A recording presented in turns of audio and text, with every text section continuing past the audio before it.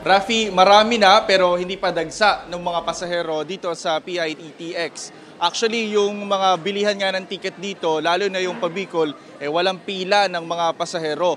Nakita ko rin yung mga staff ng mga bus company dito o bus line na nag-aabang doon sa escalator at nagtatawag ng mga pasahero. Kahit kasi fully booked na yung pabikol na air-conditioned buses, meron naman silang mga inilabas na extra bus na mamayang hapon at gabi ang biyahe. So kung hindi kayo nag-advance booking at ngayon palang kukuha ng ticket dito, posibleng mamayang gabi pa po kayo makasakay. Pero sa ordinary bus, hindi fully booked, marami silang bakanteng upuan.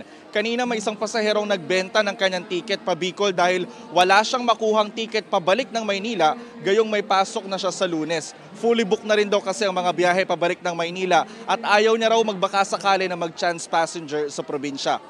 Rafi, as of 10 a.m. nasa 40,000 na yung mga pumasok na pasahero rito sa PITX. Mamayang hapon at gabi inaasahan ang buhos ng mga biyahero dahil tapos na ang trabaho at araw pa ng sweldo. Ngayon lang ay nag-iikot dito yung mga taga-LTO at sinecheck yung roadworthiness ng mga bus dito sa PITX. Rafi.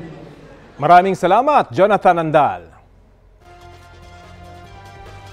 Kapuso, alamin ang maiinit na balita. Bisitahin at mag-subscribe sa GMA Integrated News sa YouTube.